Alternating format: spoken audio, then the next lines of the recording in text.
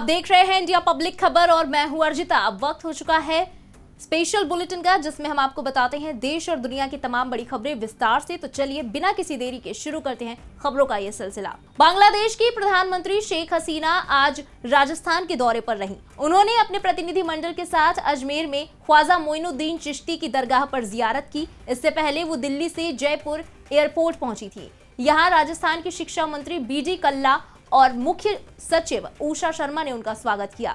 राजस्थान के पारंपरिक कलाकारों ने लोक नृत्य के साथ उनका स्वागत किया। इस दौरान वो खुद को भी रोक नहीं पाई और कलाकारों के साथ एयरपोर्ट पर ही डांस किया।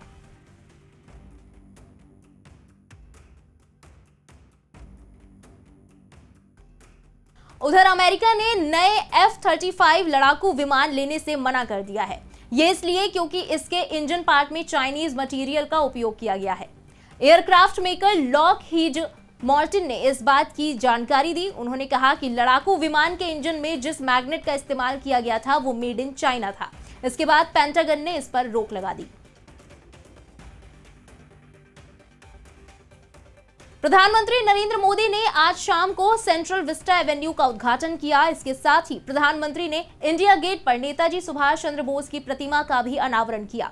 सेंट्रल विस्टा प्रोजेक्ट असल में भारत की नई संसद और उसके आसपास के इलाके को कहा गया है। इसमें तमाम तरह की सुविधाएं और मॉडर्न इंफ्रास्ट्रक्चर होगा। संसद भवन से लेकर इंडिया गेट का पूरा इलाका इसके तहत रीडेवलप किया जा रहा है। इसमें पीएम हाउस, पीएमओ और केंद्रीय सचिवालय भी बनाया जा रहा है। इसका काम लगभग पूरा होने की कगार पे है। कोरोना लॉकडाउन के दौरान भी इस प्रोजेक्ट पर काम लगातार चलता रहा, जिसके बाद अब विजय चौक से लेकर इंडिया गेट तक का पूरा रास्ता बनकर तैयार है, जिसे आम लोगों के लिए खोला जा रहा है।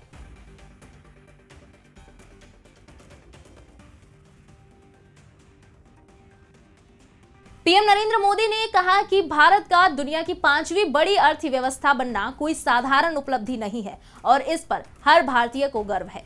प्रधानमंत्री ने गुजरात में सूरत के ओलपाड इलाके में आयोजित एक कार्यक्रम में मौजूद लोगों को संबोधित करते हुए कहा कि भारत हाल ही में दुनिया की 5वीं सबसे बड़ी अर्थव्यवस्था बन गया है। इस उपलब्धि ने हमें इस अमृत काल में और ज्यादा मेहनत करने और बड़े लक्ष्यों को हासिल करने का भरोसा दिया है। वहीं इस दौरान प्रधानमंत्री ने कुछ लाभार्थियों से भी बातचीत की। उन्होंने सरकारी योजनाओं के बेहतर क्रियान्वयन के लिए गुजरात सरकार की तारीफ करते हुए कहा कि इस राज्य में डबल इंजन की सरकार होने का लाभ लोगों को मिल रहा है।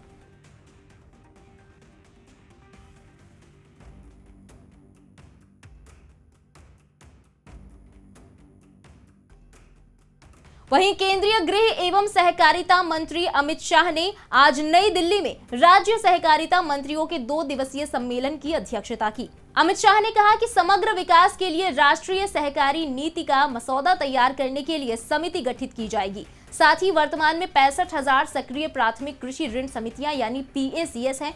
हमने अगले 5 सालों में 3 लाख पैक्स स्थापित करने का निर्णय लिया है। इसका फोकस क्षेत्र हमने तय किया है।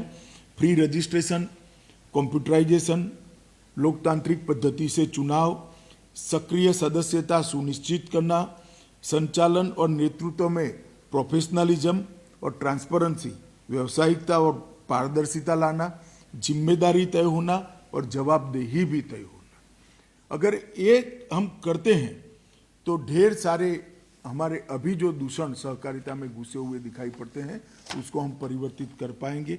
इसके साथ साथ प्रभावी मानव संसाधन नीति जिसमें पारदर्शिता से भर्तियां हो, बुनियादी ढांचे का सशक्तिकरण, टेक्नोलॉजी का उपयोग और टेक्नोलॉजी के उपयोग के लिए नीति, नियम और दिशा निर्देश तीनों को हम समाहित करना चाहते हैं। युवाओं और महिलाओं की भागीदारी सहकारिता क्षेत्र में विशेष रूप से हो तो सहकारिता को एक लंबा आयुष्य मिलेगा, ऐसा मेरा मानना है। बाहरी व्यापार जगत से भी जुड़ाव करना पड़ेगा और प्रतिस्पर्धा के सभी मानांकों को रीच करना पड़ेगा। अब हम प्रतिस्पर्धा से बच नहीं सकते। इस बीच रक्षा मंत्री राजनाथ सिंह ने जापान के टोक्यो में दूसरी भारत जापान 2+2 मंत्री स्तरीय वार्ता में भाग लिया। उन्होंने शिंजो आबे के निधन पर शोक व्यक्त किया। इस दौरान राजनाथ सिंह ने कहा कि मैं शिंजो आबे के दुखद निधन पर हार्दिक संवेदनाएं व्यक्त करता हूं। भारत जापान संबंधों को ऊपर उठाने में उनका महत्वपूर्ण योगदान था। जापान के लोगों के साथ भारत एकजुटता के साथ खड़ा है क्योंकि वो इस नुकसान से उबरने की कोशिश कर रहे हैं।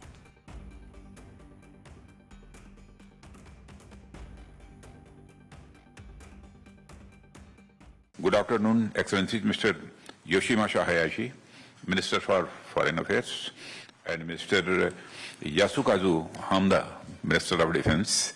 It gives me immense pleasure to be part of the second India-Japan 2+2 dialogue in Tokyo.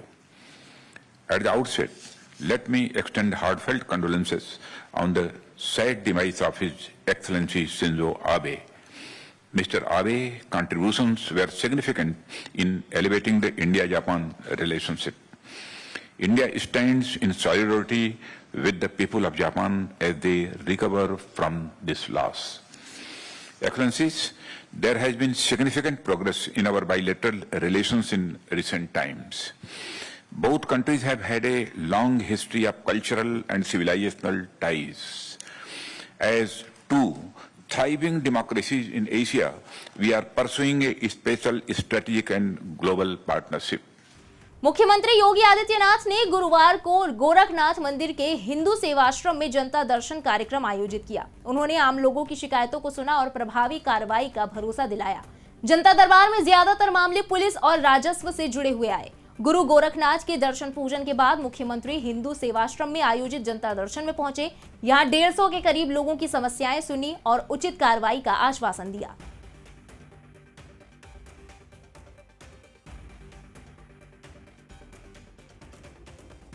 Congress नेता जयराम रमेश ने भारत जोड़ो यात्रा को पार्टी के लिए जीवन रक्षक करार देते हुए कहा कि ये यात्रा पार्टी को एक नए अवतार में लाएगी और वो पहले से ज्यादा आक्रामक एवं सक्रिय होगी, जिसे मित्र और राजनीतिक विरोधी हल्के में नहीं ले सकेंगे। रमेश ने बातचीत में यह भी कहा कि भारतीय जनता पार्टी इस यात्रा को लेकर जिस तरह से हमले कर रही है, उससे साफ है कि सत्ताधारी दल परेशान है। उन्होंने भारत जोड़ो यात्रा को कांग्रेस के लिए संजीवनी बताते हुए कहा कि ये पार्टी को मजबूती देगी और उसमें नई जान फूंकेगी।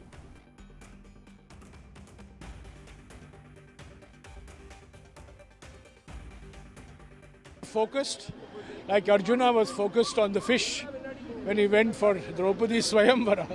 We have only one single vision right now, which is to ensure the successful completion of the Bharat Jodo Yatra. रुक करते हैं अगली और बड़ी खबर की तरफ। भारत में पिछले 24 घंटे में कोरोना वायरस संक्रमण के 6,395 नए मामले सामने आने के बाद देश में संक्रमितों की संख्या कुल बढ़कर 4,44,78,636 हो गई, जबकि उपचाराधीन मरीजों की संख्या घटकर 50,342 रह गई है।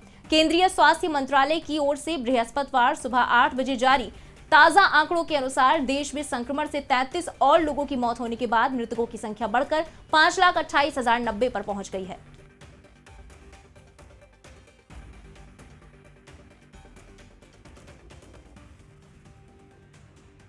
राष्ट्रीय जांच एजेंसी यानी एनआईए ने फुलवारी शरीफ टेरर मॉड्यूल मामले में बिहार के कई जिलों में एक साथ छापे मारे हैं। फुलवारी शरीफ टेरर मॉड्यूल के भंडाफोड़ के बाद इसमें पॉपुलर फ्रंट ऑफ इंडिया यानी पीएफआई का कनेक्शन भी सामने आया है।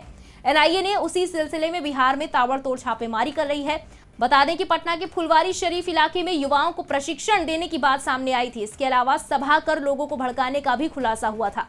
इसके तार बिहार के अन्य जिलों से जुड़ने के बाद खुफिया एजेंसियों के साथ ही केंद्रीय जांच एजेंसी भी सतर्क हो गई थी।